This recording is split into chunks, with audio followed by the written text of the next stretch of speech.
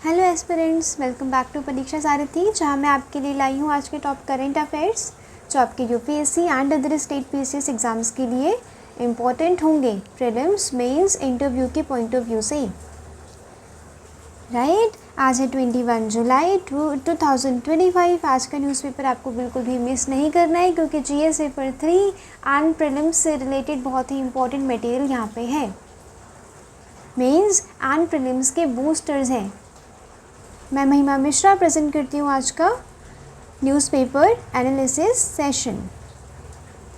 आज का कोट क्या है? If you believe in your self anything is impossible. बस आपको खुद पे भरोसा रखना है, आप कुछ भी कर सकते हैं। प्रीलिम्स को एक रिकैप देखते हैं, जो मैं एक क्विक रिकैप लेके आती हूँ। जो आपने प्रीवियस डे पढ़ा है उसका एक क्विक रिकैप आपको हेल्प करेगा लॉन्ग टर्म के लिए चीज़ें माइंड में रखने के लिए एंड एग्जामिनेशन हॉल में चीज़ें याद आने के लिए। राइट, एट दैट पॉइंट याद आना बहुत मुश्किल हो जाता है, यही चीज़ें आपको बाद में हेल्प करेगी। प्रीलिम्स को एक रिकैप क्या है? हमने आईएनएस निस्तार के बारे में पढ़ा था, याद है? First indigenous driving support vessel है, बाय किसने बनाई? Hindustan Shipyard limited. इसका काम क्या है? जो डिस्ट्रेस्ड सबमरीन्स हैं ना, जो फुली अच्छे से फंक्शन नहीं कर पा रही हैं, वहाँ पे जो हमारे पर्सनल्स फंसे हैं उन्हें निकालने का काम करेगी आईएनएस निस्तार। नेक्स्ट हमने देखा था chronic venous insufficiency.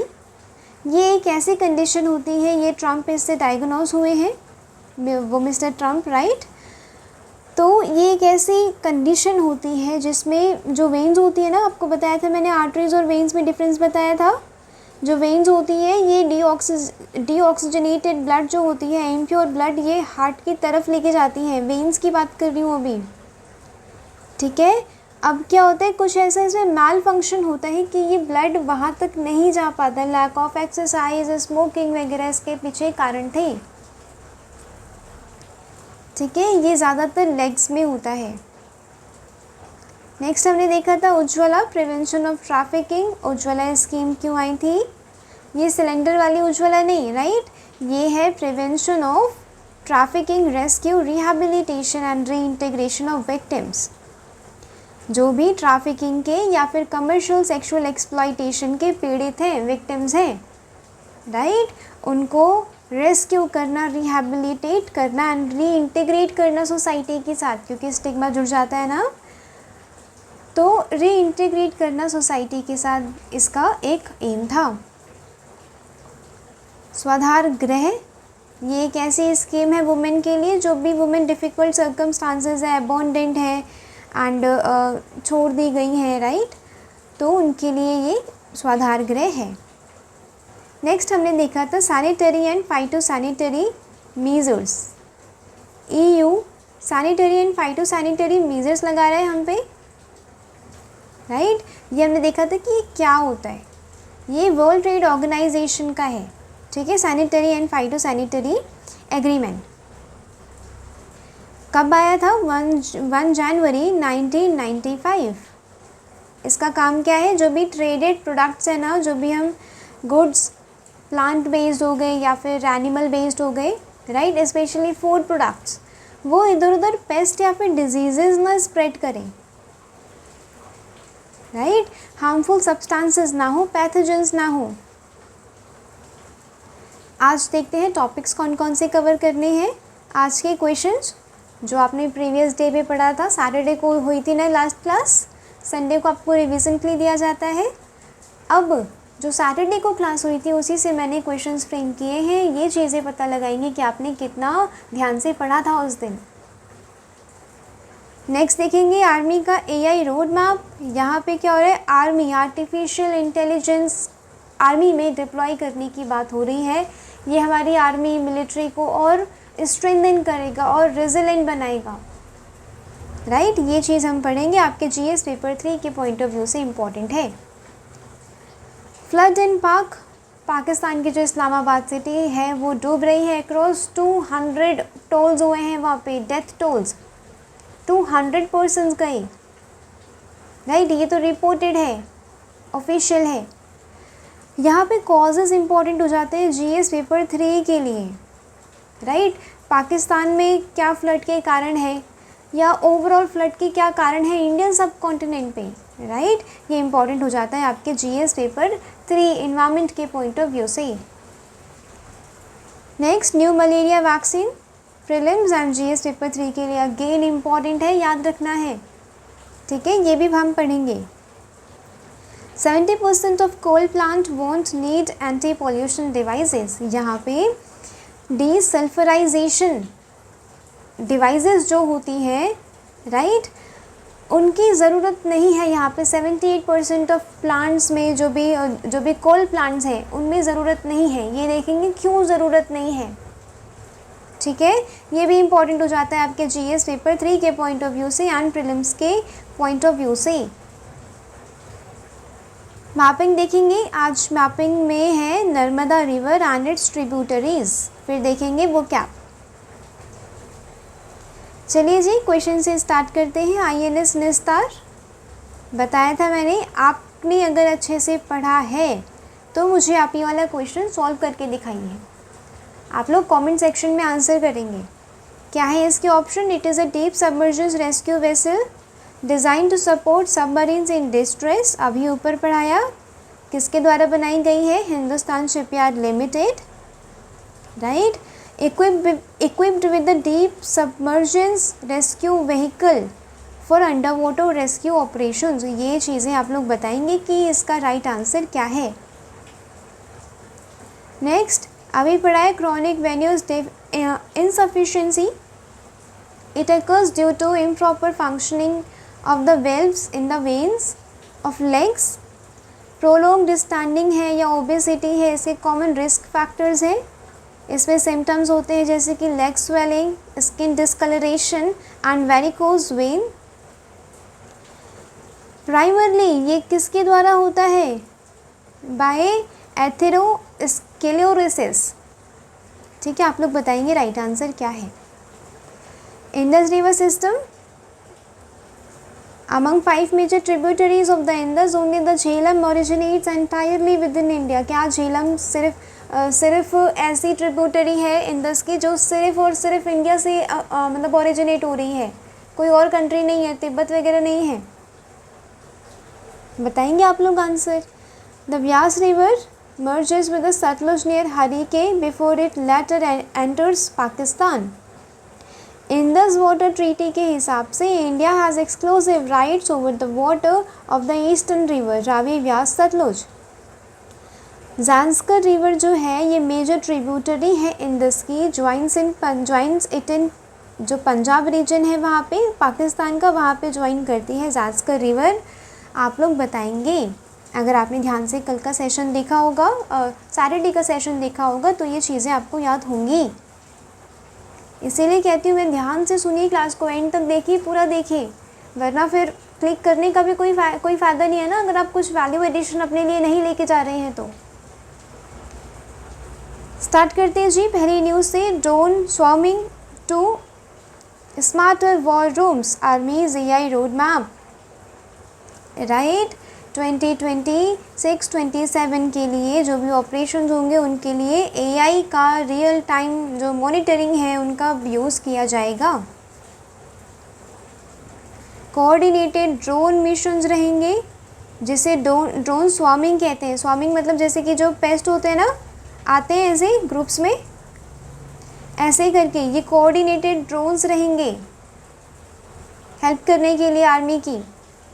Real time battlefield monitoring, अब जहाँ पे जब ऑपरेशन होता है तो एक बैटलफील्ड सा क्रिएट हो जाता है, जैसे कि अभी ऑपरेशन सिंदूर में क्या हुआ, हम अटैक कर रहे थे, पाकिस्तान भी अटैक कर रहा था, वहाँ पे ना रियल टाइम इंफॉर्मेशन देना, ये जो एआई डिप्लॉयमेंट हो रहा है इसका काम होगा। बात समझ आ रही है? Combat simulation for troop training, अब ये वाली चीज़ें हम डिप्लॉय करके ट्रूप को ट्रेनिंग दे सकते हैं। वो जैसे कि हम एग्ज़ाम, जब हम मॉक टेस्ट देते हैं तो वो एग्ज़ाम सिमुलेटेड इन्वायरमेंट में देते हैं, राइट। वैसा ही हम क्या कर सकते हैं, ट्रेन कर सकते हैं आर्मी पर्सनल्स को। Information warfare data backed decision making, data के साथ डिसीजन लिया जाएगा। आइडेंटिफाइंग की एरियाज़ जहाँ पे डिप्लॉयमेंट की जा सकती है artificial intelligence, machine learning and big data analytics, यहाँ पे आइडेंटिफिकेशन करके डिप्लॉय किया जाएगा। ऑब्जेक्टिव क्या है, क्या करना है 2026 to 27 के लिए हमें AI ड्रिवन टेक्नोलॉजीज़ लगानी है मिलिट्री ऑपरेशंस के लिए। की टेक्नोलॉजीज़ कौन कौन सी हैं, drone swarming, coordinated mission, real time battlefield, ये अभी वही जो हमने पढ़ा ऊपर, combat simulation for troop training, information warfare and data driven decision making. आप ये पॉइंट्स लिखेंगे जब GS पेपर 3 में AI का यूज़ मिलिट्री में कैसे, आर्मी में कैसे, अपनी डिफेंस सेक्टर को कैसे स्ट्रेंथन करने में यूज़ हो सकता है, आप ये चीज़ें लिखेंगे, इसीलिए मैंने ये कवर करवाया है। Technology areas, artificial intelligence, machine learning and big data analytics, यहाँ पे AI पावर्ड चैटबॉट्स रहेंगे। Language learning modules to summarise long report, long report को समराइज करने के लिए लैंग्वेज लर्निंग मॉड्यूल्स का यूज़ किया जाएगा। वॉइस टू टेक्स्ट ये सिस्टम लगाए जाएंगे। फेस रिकॉग्निशन, ये सारी चीज़ें हमारी आर्मी को हेल्प करेंगी। Multi sensor data fusion from drones, satellite, aircraft and ground sensor for faster decisions. ठीक है जी, याद रखेंगे, इसीलिए मैं ये चीज़ कवर करवा रही हूँ ताकि आपके GS पेपर 3 में आए तो आप ब्लैंक ना छोड़े अपने आंसर को, राइट, कवर करके ही आए, ये चीज़ें लिख के ही आए। इमीडिएट प्रायोरिटी क्या है, enhancing battlefield awareness, AI tools का यूज़ करते हुए बैटलफील्ड की अवेयरनेस को इन्हांस करना है, इंक्रीज़ करना है। That process large volumes of data quickly, right. Focus areas वही data sharing, maintenance and support, integration, promotion, research and development, training and capacity building, ये promoting research and development, right, important है, याद रखना है। क्या है इसके पीछे रीज़न, ऑपरेशन सिंदूर, याद आया, जो ऑपरेशन सिंदूर हुआ था पाकिस्तान के साथ, उसका क्या है, अब हम और इन्हांस कर रहे हैं अपनी मिलिट्री को। Next important, 10 more killed in Pakistan in rain havoc, death toll कितने को क्रॉस कर दिया, 200 को, राइट। अभी ये हालत है पाकिस्तान के इस्लामाबाद में। फ्लडिंग इन पाकिस्तान होती क्यों है वहाँ पे flooding, heavy monsoon rains, 70 to 80% of the country की एनुअल रेनफॉल कहाँ से आती है, मॉनसून सीजन में आती है, जो लेट जून टू सितंबर। अभी ये हालत वहाँ पे रहने वाली है कुछ समय तक तो, क्योंकि अभी 70 to 80% रेनफॉल इसी मॉनसून सीज़न में आती है। वहाँ पे ग्लेशियल मेल्ट भी होता है। ग्लेशियल मेल्ट पाकिस्तान के नदर्न एरिया में हिंदू कुश माउंटेन है, और हिंदू कुश माउंटेन को, हिंदू कुश जो माउंटेन रेंज है उसे क्या कहा जाता है, थर्ड पोल कहा जाता है। थर्ड पोल मतलब नॉर्थ पोल, साउथ पोल, और फिर ये वाला थर्ड पोल हो गया हिंदू कुश माउंटेन। अब जब ग्लोबल वार्मिंग बढ़ेगी तो वहाँ के ग्लेशियर मेल्ट होंगे। ट्रॉपिकल साइक्लोन से पीड़ित रहता है पाकिस्तान। आप ये रीजंस लिखेंगे, अगर इंडियन सब कॉन्टिनेंट का आया की बात आई तो आप ये रीजंस लिखेंगे वहाँ पे कि इसीलिए ज़्यादा बाढ़ के केसेस देखे जाते हैं। क्लाइमेट चेंज ने इंटेंसिफाई किया है, बिल्कुल इंटेंसिफाई किया है। जहाँ पे बारिश नहीं होती थी वहाँ पे इतनी सारी बारिश, जहाँ पे बारिश होती थी वहाँ पे पड़ ही नहीं रही है। मॉनसून पैटर्न को चेंज किया है, काफ़ी इरेटिक एंड सेवियर हो गई है, राइट। इरेटिक मतलब अनप्रिडिक्टेबल, कुछ प्रिडिक्ट नहीं किया जा सकता कब कितनी बारिश हो जाए, कितनों की जान माल का नुकसान कर दे, राइट। तो ये GS पेपर 3 के पॉइंट ऑफ व्यू से इम्पॉर्टेंट हो जाता है। ICMR इनवाइट्स, ये नेक्स्ट न्यूज़ है। ICMR invites partners to launch and sell its new malaria vaccine. यहाँ पे पार्टनर्स को इनवाइट किया गया है Indian council of medical research के द्वारा, कंट्री के जो वैक्सीन मैन्युफैक्चरर्स हैं, ताकि वो लॉन्च करें और बेचें मलेरिया वैक्सीन। ठीक है, जो उसका जो रीजनल मेडिकल रिसर्च सेंटर है भुवनेश्वर में, वहाँ पे इन्होंने इनवाइट किया। वैक्सीन का नाम है, याद रखना है, प्रीलिम्स के लिए वन लाइनर स्टेटमेंट आपके किसी भी एग्ज़ाम में पूछा जा सकता है। एडफेल्सिवैक्स, ठीक है जी, याद रखेंगे, ये एक रिकॉम्बिनेंट वैक्सीन है। रिकॉम्बिनेंट वैक्सीन क्या होती है, पढ़ेंगे। इसका मतलब क्या होता है, parts of the genes that encode for the targets and inserted into a cell, फिर वो टारगेट प्रोटीन बनाते हैं। जैसे कि पैथोजन से हमने वो पार्ट उसका आइडेंटिफाई किया जो क्या इम्यून रिस्पॉन्स जो क्रिएट करता है, वो हमने एक सेल में डाला तो प्रोटीन वो उन्होंने टारगेट प्रोटीन बनाए और ये फिर ह्यूमन की बॉडी में जाता है वैक्सीन के रूप में एंड एंटीबॉडीज़ क्रिएट करता है। देखते हैं जी, यहाँ पे बताया गया है रिकम्बिनेंट वैक्सीन, ये इसमें जेनेटिक इंजीनियरिंग यूज़ होती है। बात साफ है कि अगर जीन्स इधर से उधर मॉडिफाई करके डाल रहे हैं, इधर से उधर ट्रांसप्लांट कर रहे हैं, तो जेनेटिक इंजीनियरिंग का पार्ट है। Specific jeans from a pathogen, ठीक है, जैसे कि कोरोना वायरस का ये एक पैथोजन है, ये वाला एक पैथोजन है जो नुकसान पहुंचा रहा है, राइट, उसे निकाल के एक इंसर्ट करेंगे एक होस्ट सेल में, जैसे कि ईस्ट हो गया, बैक्टीरिया हो गया, फिर वहाँ से क्या होता है, प्रोटीन्स, एंटीजन्स निकलते हैं। अब इन वाले प्रोटीन को यूज़ किया जाता है इम्यून रिस्पॉन्स को बढ़ाने के लिए इन अ ह्यूमन बॉडी। यहाँ पे हम होल पैथोजन यूज़ नहीं कर रहे हैं, ठीक है, कहीं कहीं पे एक्टिव पैथोजन यूज़ होते हैं, कहीं कहीं पे पैसिव यूज़ होते हैं, राइट, इसमें हम पैथोजन यूज़ ही नहीं कर रहे हैं। क्या है इसका step by step process, gene का सिलेक्शन किया जाएगा, पहले साइंटिस्ट आइडेंटिफाई करेंगे वो जीन का वो कोड, जो प्रोटीन, एक ऐसा प्रोटीन जो इम्यून रिस्पॉन्स को ट्रिगर करता है। जीन का इंसर्शन करेंगे, जो हार्मलेस होस्ट सेल होते हैं ना, ईस्ट में, बैक्टीरिया में एंड वायरस में, फिर ये large amount of protein produce करेगा, टारगेट प्रोटीन, फिर इसे प्योरीफाई किया जाएगा और वैक्सीन में बदला जाएगा, बनाया जाएगा, फिर इसे ह्यूमन की बॉडी में इंजेक्ट किया जाएगा।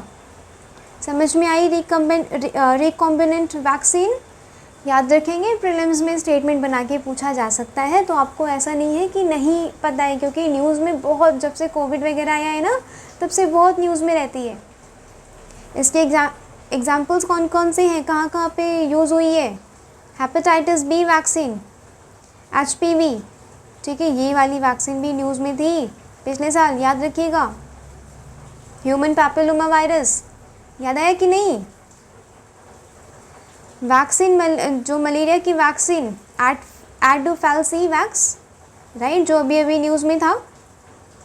कोविड-19 की वैक्सीन लाइक नोवावैक्स, इससे रिकॉम्बिनेंट वैक्सीन टेक्नोलॉजी को यूज़ करके ये वैक्सीन्स बनाई गई हैं।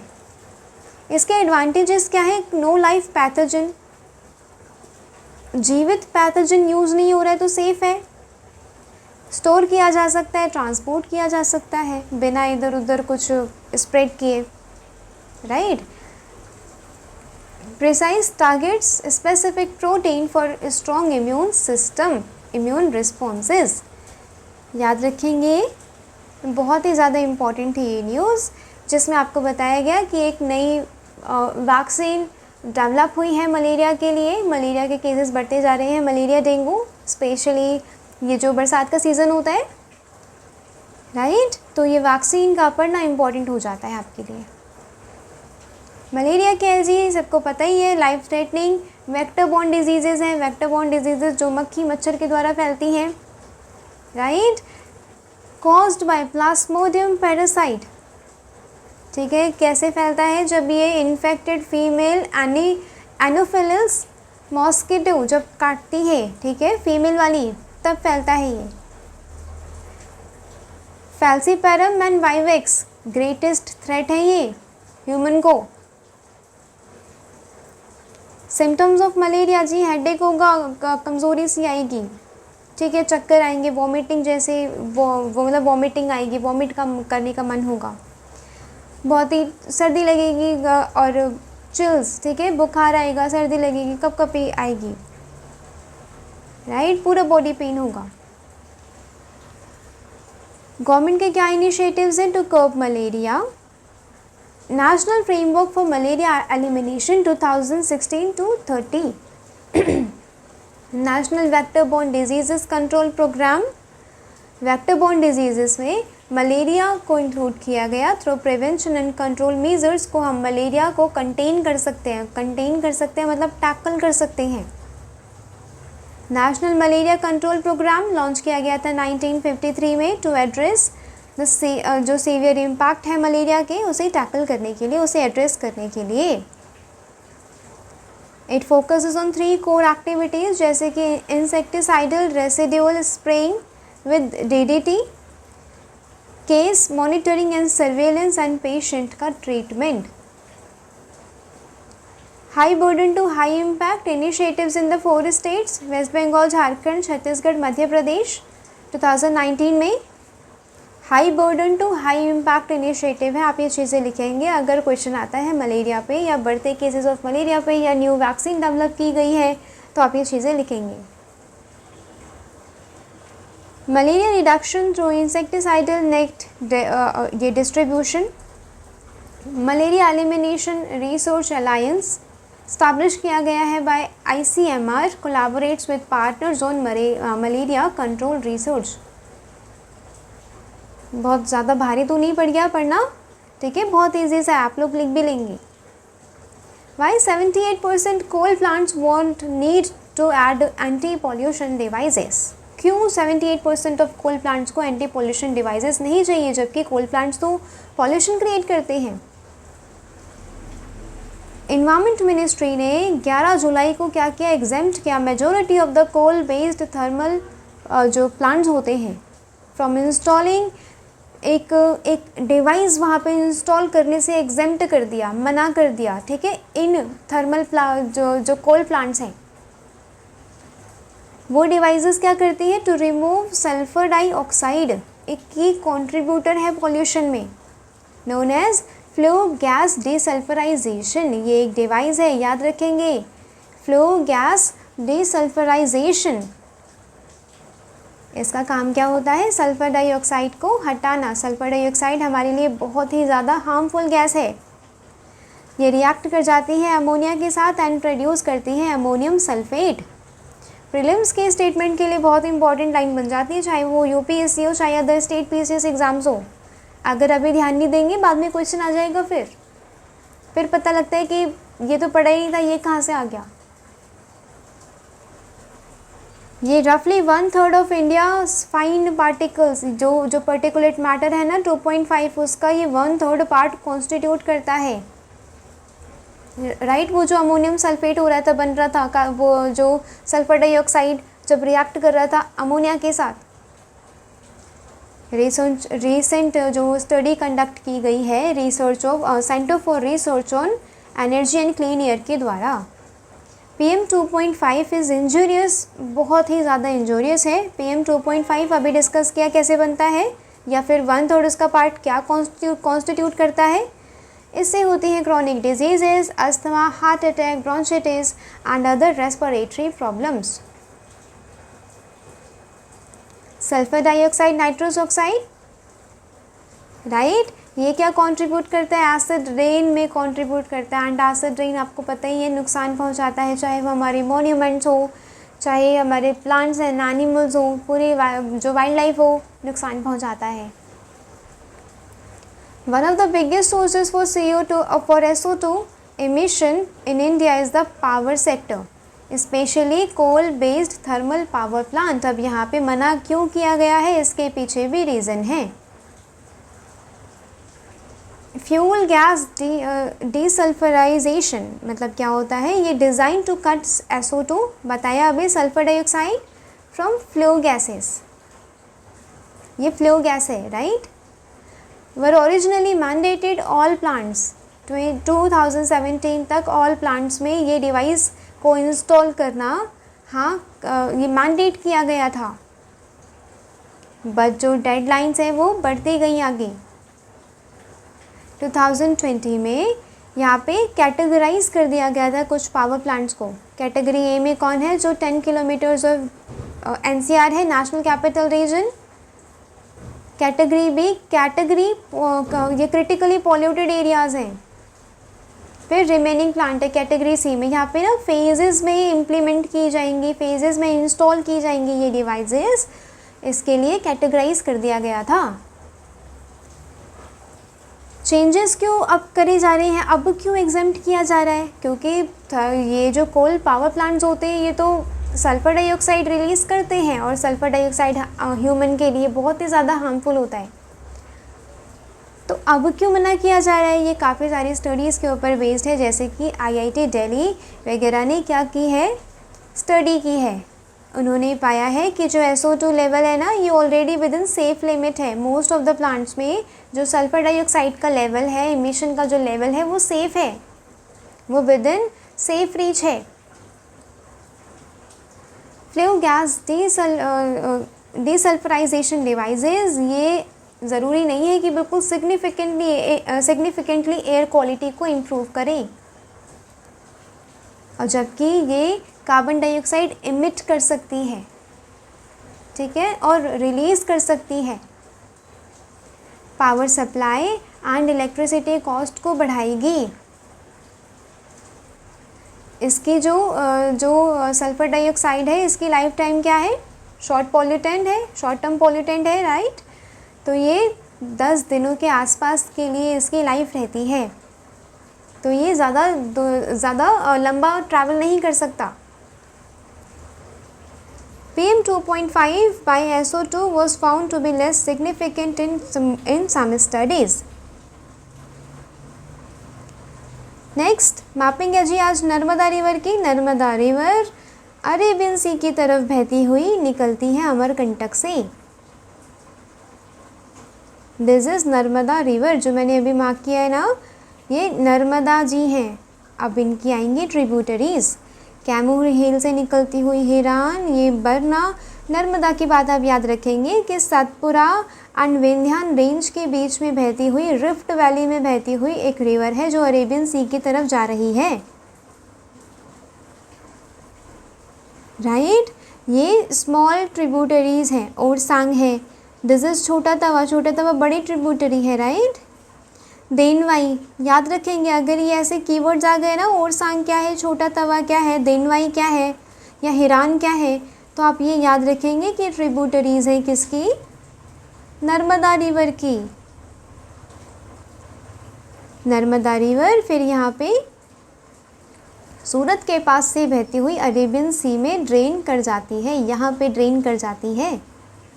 याद रखेंगे, ज़्यादा टफ तो नहीं है, इसीलिए मैं बस एक टॉपिक, एक एरिया लेके आती हूँ मैपिंग का, ताकि आपको दिक्कत ना हो और डेली आपकी मैपिंग भी होती रहे। आपको एग्ज़ाम के एक दिन पहले एटलस ना खोल के बैठना पड़े, और आप खोलेंगे तब भी कुछ नहीं हो पाएगा।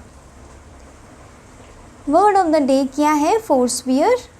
फोर्सवियर का मतलब क्या है? Agree to give up, surrender कर देना, डू विदाउट, यानी कि अवॉइड करना, विड्रॉ करना या डिनाई करना, ठीक है। जैसे कि काफ़ी सारी ऐसे इंटरनेशनल मल्टीलेटरल प्लेटफॉर्म्स हैं जहाँ से अमेरिका ने क्या किया? फोर्सवियर किया, विदड्रॉ किया।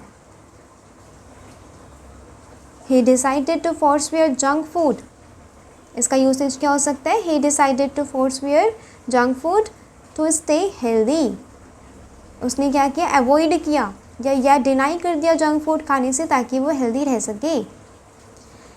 तो मैपिंग थी आपके प्रीलिम्स के लिए। किसी भी एग्ज़ाम को आप दे रहे हैं, कोई सा भी कॉम्पिटिटिव एग्ज़ाम, बहुत ही ज़्यादा ज़रूरी है मैपिंग।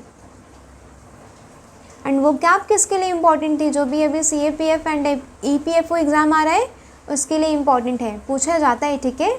उसमें प्रेसेस राइटिंग होती है, प्रेसेस में भी आपको 1 वर्ड में कन्वर्ट करना होता है, तभी आप एक 1/3 वाला प्रेसेस आप लिख पाते हैं। तो I really and really appreciate you कि आपने वीडियो यहाँ तक देखी है, आपने कुछ सीखा है, कुछ वैल्यू एडिशन किया है अपने नोट्स में। लेक्चर की जो PDF है वो मैं टेलीग्राम चैनल पे दे दूँगी, आपको आज के आज ही नोट्स में नोट कर लेना है, ताकि ये काम ना बचे ना बाद में, बात के लिए ना बचे, बाद में पीडीएफ्स नहीं खुलती। Thank you so much for watching. अगर आपने यहाँ तक देखा है तो thank you very much for watching. Video अगर पसंद आई हो, हल्की सी भी पसंद आई हो तो शेयर करिएगा। आपको हल्का सा भी इसने कुछ वैल्यू एडिशन दिया हो, काम की लगी हो, तो आप उन लोगों को बताइएगा, अपने फ्रेंड्स वगैरह जो भी प्रिपेयर कर रहे हैं किसी भी एग्ज़ाम के लिए, UPSC and other state PCS, right, आप उन्हें शेयर करिएगा ताकि वो लोग भी वीडियो से कुछ वैल्यू एडिशन ले पाए, उनकी हेल्प हो पाए। शेयरिंग इज़ केयरिंग, पता है ना, इसीलिए कमेंट करके बताइएगा आज के आंसर्स, जो भी मैंने क्वेश्चन पेपर, जो भी मैंने क्वेश्चन दिए हैं, राइट, उसके आंसर्स आप लोग कमेंट करके बताइएगा। वीडियो अगर हल्की सी भी इम्पोर्टेंट लगी हो तो क्या करिएगा, सब्सक्राइब करिएगा। तब तक के लिए ध्यान रखिएगा। जो लेक्चर का पीडीएफ है वो मैं दे दूँगी टेलीग्राम चैनल पे, आपको आज ही नोट्स बना लेने ताकि बात के लिए ना बचे। Thanks for watching, thank you so much, जय हिंद।